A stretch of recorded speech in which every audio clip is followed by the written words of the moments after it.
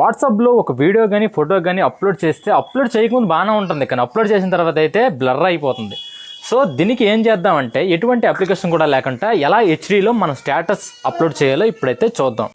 So బేసిక్గా మనం WhatsApp status ఎలా అప్లోడ్ చేస్తామంటే ఏదైతే మనం ఇమేజ్ని అయితే చూస్ చేసుకుంటామో ఒక హెచ్డీ ఇమేజ్ని తీసుకొని నార్మల్గా వాట్సాప్ స్టేటస్ లాగా దీన్ని అయితే అప్లోడ్ చేస్తాం. అప్లోడ్ చేసాకనే దాన్ని ఓపెన్ చేసి చూసి ఎంత హెచ్డీ ఫోటో పెట్టినా అదైతే బ్లర్ అయితే అయిపోతుంది అనమాట.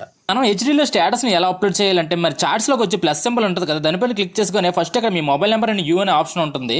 సో దీనిపైన అయితే క్లిక్ అయితే చేసుకోండి. క్లిక్ చేసుకొని ఇక్కడ మన ఫోటోని అయితే అప్లోడ్ చేయాల్సి ఉంటుంది అనమాట.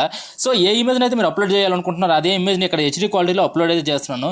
సో ఇందాక ఇమేజ్ ఇప్పుడు అయితే అప్లోడ్ అయితే చేశాను. సో ఈ ఇమేజ్ సింపుల్గా షేర్ చేయండి. షేర్ చేసి వాట్సాప్ స్టేటస్కి అయితే నేనైతే అప్లోడ్ అయితే చేస్తున్నాను చూడండి. సో ఇప్పుడైతే వాట్సాప్ స్టేటస్కి అయితే అప్లోడ్ అయితే చేశాను. ఇందాక ఏ ఇమేజ్ని అయితే నన్ను స్టేటస్గా పెట్టాను చూసారు, అదైతే బ్లర్ అయితే అయిపోయింది. సో సెకండ్ టైం మనం అప్లోడ్ చేసిన సేమ్ ఇమేజ్ అయితే మనకి ఎంత హెచ్డీ క్వాలిటీలో వచ్చిందో మీరైతే చూడొచ్చు. రెండింటికి మీరైతే